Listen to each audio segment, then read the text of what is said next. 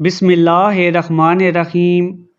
ویسے تو زنا ایک کبیرہ گناہ ہے اور اسلام میں اس کی سخت ترین سزا 100 کوڑے سنگسار کرنا اور رجم کرنا مقرر ہے، لیکن کچھ عورتیں ایسی بھی ہیں جن کے اوپر اس کلیے کا اطلاق نہیں ہوتا، یعنی کہ انہیں زنا کی سزا معاف ہے۔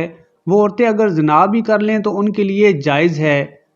ایسی عورتیں چاہیں جتنا مرضی ہے زنا کر لیں، نہ ہی انہیں دنیا میں کوئی سزا ہے اور نہ ہی آخرت میں ان سے اس بارے میں کوئی پوچھ گچھ ہوگی۔ بظاہر تو آپ کے لیے اس بات پر یقین کرنا بہت مشکل ہوگا، کیونکہ ایک طرف تو اسلام یہ کہتا ہے کہ زنا کرنے والے کو سنگسار کیا جائے، سر عام کوڑے مارے جائیں، اور دوسری طرف شریعت عورتوں کو اجازت دے رہی ہے کہ وہ چاہے جتنا مرضی ہے زنا کر لیں، ان پر کوئی گناہ نہیں ہے۔ تو اس کی ایک خاص وجہ ہے جو کہ ہم آج کی ویڈیو میں آپ کو بتائیں گے۔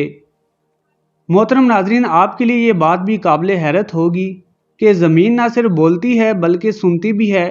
یہ غموں کا نہ صرف احساس رکھتی ہے بلکہ ان کا اظہار بھی کرتی ہے۔ زمین بھی اللہ تعالیٰ کی ایک مخلوق ہے۔ حدیث میں آتا ہے کہ رسول پاک صلی اللہ علیہ وآلہ وسلم نے فرمایا کہ 2 مواقع ایسے ہیں کہ جن پر زمین روتی ہے۔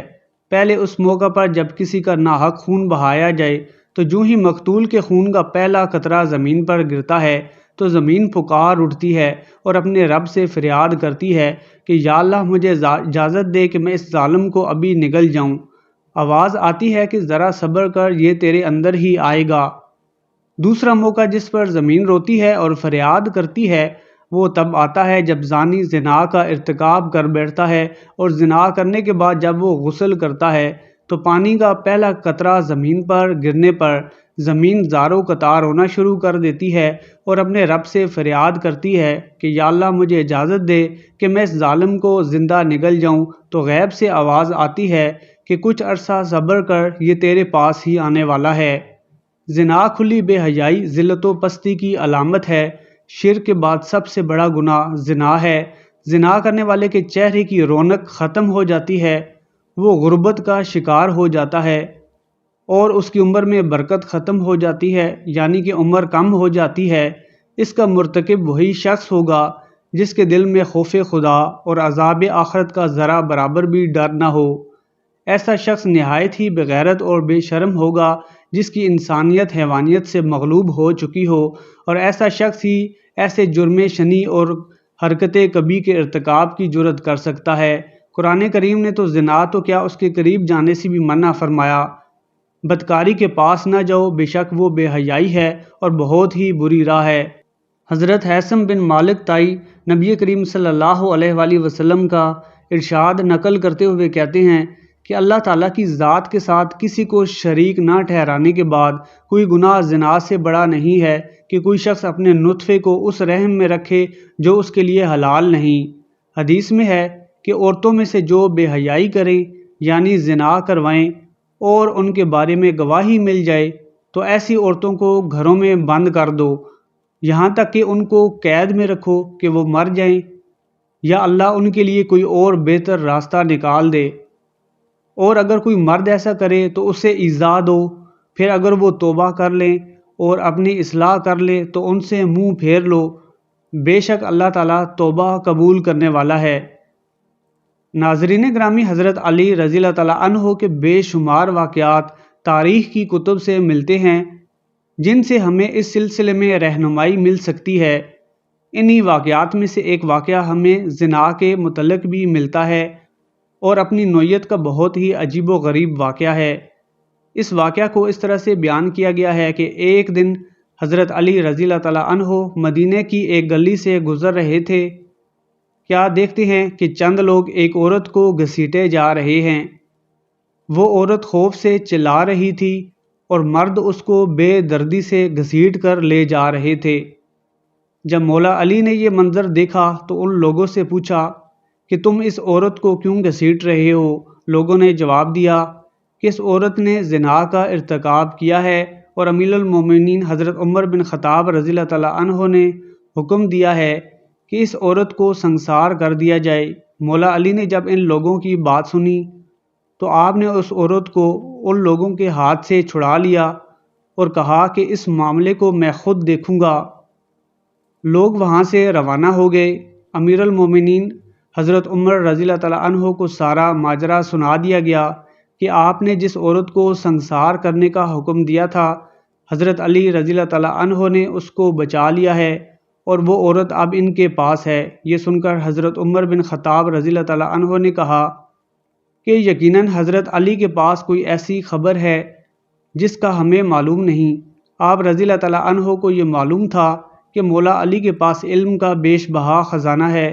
امیر المومنین حضرت عمر بن خطاب رضی اللہ تعالیٰ عنہ نے کسی کو یہ پیغام دے کر بھیجا کہ مولا علی کے پاس جائیں اور انہیں بولیں کہ حضرت عمر رضی اللہ تعالیٰ عنہ یاد فرما رہے ہیں۔ اس شخص نے عمر بن خطاب رضی اللہ تعالیٰ عنہ کا پیغام مولا علی تک پہنچا دیا۔ تھوڑی دیر بعد مولا علی حضرت عمر رضی اللہ تعالیٰ عنہ کی خدمت میں حاضر ہو گئے تو عمر بن خطاب رضی اللہ تعالیٰ عنہ نے کہا، اے علی، آپ کو کس بات نے اس عورت کو سنسار کرنے سے روکا؟ تب حضرت علی رضی اللہ تعالیٰ عنہ نے فرمایا کہ اے عمر بن خطاب، کیا آپ نے نہیں سنا کہ حضور پاک صلی اللہ علیہ وآلہ وسلم نے فرمایا ہے کہ 3 لوگوں کے اوپر سے قلم اٹھا لیا جاتا ہے، یعنی کہ ان کے اعمال لکھے نہیں جاتے اور وہ بے قصور ہوتے ہیں، یعنی کہ ان کے گناہ لکھے نہیں جاتے۔ ایک وہ آدمی جو سویا رہا یہاں تک کہ وہ بیدار ہو جائے، دوسرا وہ جو کہ نابالغ ہو یہاں تک کہ بالغ ہو جائے، اور تیسرا وہ جو کہ ہوش میں نہ ہو یعنی کہ دیوانہ ہو یا درویش ہو۔ حضرت عمر بن خطاب رضی اللہ تعالیٰ عنہ نے جب یہ سنا تو فرمایا، ہاں، رسول کریم صلی اللہ علیہ وآلہ وسلم کو یہ بات ارشاد فرماتے ہوئے میں نے بھی سنا ہے۔ اس پر حضرت علی رضی اللہ تعالیٰ عنہ نے مسکرا کر فرمایا کہ اے امیر المومنین، اس عورت کو کبھی کبھی دیوانے پن کے دورے پڑتے ہیں اور یہ اپنا ہوش کھو بیٹھتی ہے۔ ہو سکتا ہے کہ وہ آدمی جس نے اس کے ساتھ زنا کیا ہو، اس نے اس کے دیوانے پن کا فائدہ اٹھایا ہو۔ حضرت عمر رضی اللہ تعالیٰ عنہ نے جب یہ سنا تو اس عورت کو رہا کرنے کا حکم دے دیا۔ ناظرین گرامی، اس واقعہ سے ہمیں معلوم ہوا کہ ایسے کون سے لوگ ہیں جو زنا کر کے بھی بے قصور ہوتے ہیں۔ مولا علی علم کا دریا تھے، اسی لیے باب العلم کہلاتے تھے۔ یہاں پر ہم آپ کو حضرت علی رضی اللہ تعالیٰ عنہ کی زندگی کا ایک اور دلچسپ واقعہ بھی سنانا چاہیں گے۔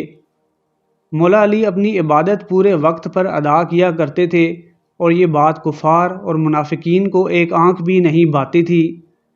ایک روز منافقین نے یہ طے کیا کہ جب حضرت علی رضی اللہ تعالیٰ عنہ نماز ادا کرنے لگیں تو وہ کوئی ایسا کام کریں گے کہ وہ عبادت سے دور رہیں اور ان کی عبادت میں خلل پیدا کرنے کی کوشش کریں گے تاکہ ان کی عبادت تاخیر کا شکار ہو جائے۔ پلان یہ بنا کہ جب عبادت کا وقت ہوگا تو انہیں باتوں میں لگا لیں گے، لہٰذا انہوں نے عصر کے وقت جب دیکھا کہ حضرت علی رضی اللہ تعالیٰ عنہ نماز کے لیے تشریف لے کر جا رہے ہیں تو انہوں نے آپ رضی اللہ تعالیٰ عنہ کو روکا اور کہا کہ اے علی، ہمیں ایک سوال کا جواب دیجئے کہ وہ کون کون سے جانور ہیں جو بچے دیتے ہیں اور کون کون سے جانور ہیں جو انڈے دیتے ہیں۔ ان کا خیال تھا کہ جب حضرت علی رضی اللہ تعالیٰ عنہ ہمیں جانوروں کے نام گنوانا شروع کریں گے تو اس عمل میں کئی گھنٹے لگ جائیں گے اور یوں آپ کی نماز کا وقت گزر جائے گا۔ حضرت علی رضی اللہ تعالیٰ عنہ نے منافقین کا یہ سوال سن کر اپنا دایاں پاؤں مسجد کے اندر رکھا اور مسکراتے ہوئے فرمایا کہ وہ تمام جانور جن کے کان باہر ہوتے ہیں وہ انڈے دیتے ہیں۔ یہ کہنے کے بعد آپ نے بایاں پاؤں بھی مسجد کے اندر رکھ دیا اور نماز کے لیے تشریف لے گئے، اور اپنا پلان ناکام ہوتے دیکھ کر منافقین کے چہروں پر مایوسی چھا گئی اور وہ حیران و پریشان ہو کر حضرت علی رضی اللہ تعالیٰ عنہ کو نماز پڑھتے دیکھتے رہ گئے، کیونکہ حضرت علی رضی اللہ تعالیٰ عنہ کو اللہ پاک نے بے پناہ علم کے ساتھ ساتھ بہت زیادہ عقل و دانش سے بھی نوازا تھا، اور میدان جنگ میں یا میدان جنگ کے باہر کفار اور منافقین کو ہمیشہ منہ کی کھانی پڑی۔ امید ہے کہ ویڈیو آپ کو پسند آئی ہوگی۔ ویڈیو پسند آئی ہے تو چینل کو سبسکرائب کر لیں اور کمنٹ سیکشن میں اللہ تعالیٰ کا پیارا نام الشہید ضرور ٹائپ کریں، جس کے معنی ہیں ہر چیز کی خبر رکھنے والا۔